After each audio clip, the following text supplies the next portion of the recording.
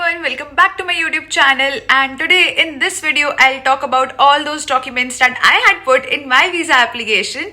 I got my visa in 18 days. अगर आपको मेरी timeline पे रेफर करना है तो go watch my first video and come back here so you will have an idea. अगर आपका भी correspondence letter नहीं आया है फिर तो पक्का देखो वाली वीडियो, क्योंकि मेरा भी बहुत दिनों में आया था. So don't worry dude, you will get it soon. All the best. So for this video I'll talk about all those documents जो मैंने लगाए हैं अपनी फाइल में. मेरा वीजा एक अटेम्प्ट में ही आ गया, तो let's start with the video.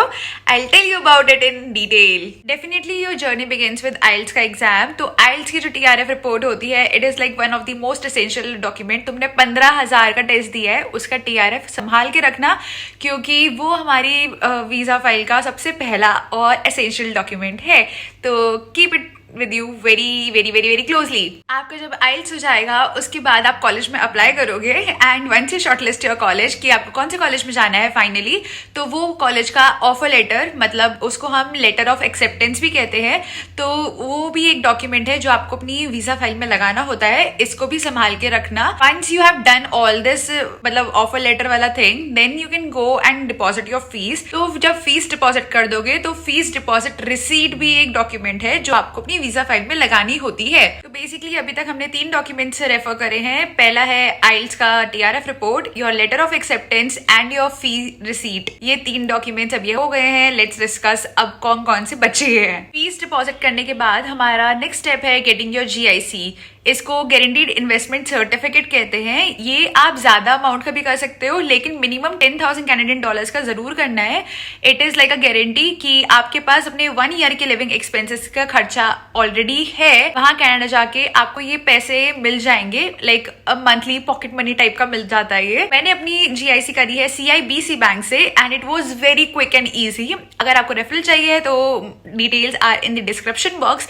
Go check it out and use it. अब GIC भी हो गई है. इसके बाद जो हमारा नेक्स्ट डॉक्यूमेंट बनेगा वो हमारी एक प्रॉपर PDF बनेगी. वो है फाइनेंशियल डॉक्यूमेंट्स की. हमारा 5th स्टेप है to get your financial documents. अब ये फाइनेंशियल डॉक्यूमेंट्स के अंदर हम बहुत चीजें लगा सकते हैं.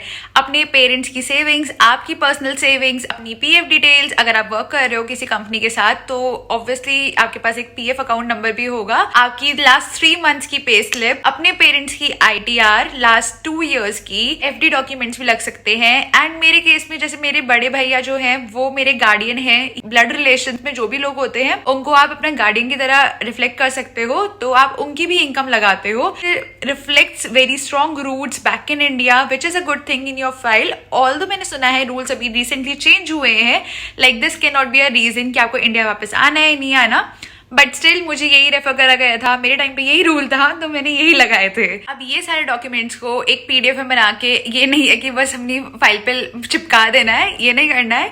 You have to hire a CA. वो आपको एक इवैल्यूएशन सर्टिफिकेट बना के देंगे जिसके अंदर आपकी टोटल वर्थ लिखी होगी प्रेजेंट डेट की. Okay, by this I mean कि आप ये सारे डॉक्यूमेंट्स अपने CA को फॉरवर्ड करोगे. आपके नेम पे जो भी प्रॉपर्टी है, आपके पेरेंट्स के नेम पे जो भी इन्वेस्टमेंट्स हैं या फिर प्रॉपर्टी है, मूवेबल और इमूवेबल एसेट्स हैं, वो सबको इवैल्यूएट करके आपका CA आपको आपकी वर्थ निकाल के देगा, जिसको आपको इवेंचुअली कैनेडियन डॉलर्स में as per that particular date लिखवा के ले आना है. वो एक सर्टिफिकेट जब बन जाएगा उसको आप अपनी वीजा फाइल में लगाओगे. It is the most effective and prominent way to show your financial documents. मुबारक हो, अब आपका फाइनेंशियल सर्टिफिकेट बन चुका है. Now you have to get your family information form, जिसके अंदर आप अपने पेरेंट्स की पर्सनल डिटेल्स फिल करते हो, like their profession, there birth details, उनका आधार कार्ड, और अपने ब्लड रिलेशंस वालों की भी करते हो कि आपका गार्डियन कौन है. It is also compulsory document जो आपकी वीजा फाइल में ही लगता है. अब हमने सारे सस्पेंस वाले डॉक्यूमेंट्स डिस्कस कर लिए हैं. Now we will talk about the obvious ones. For example your passport, your digital photograph, your medical, your visa form with barcode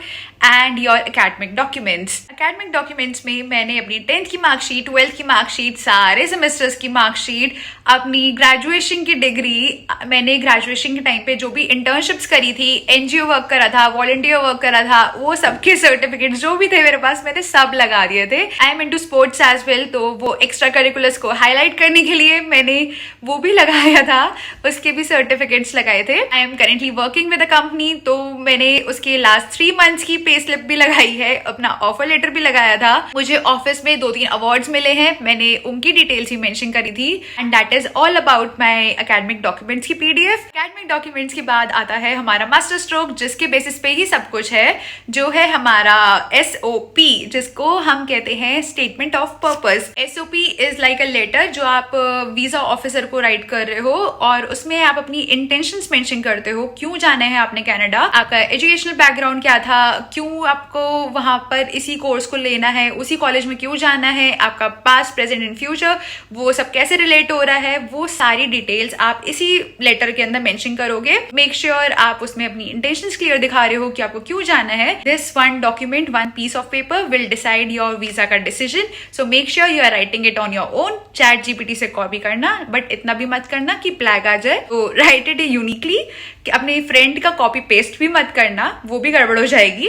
अपने कोर्स को रेलिवेंट रख के राइट इट, okay?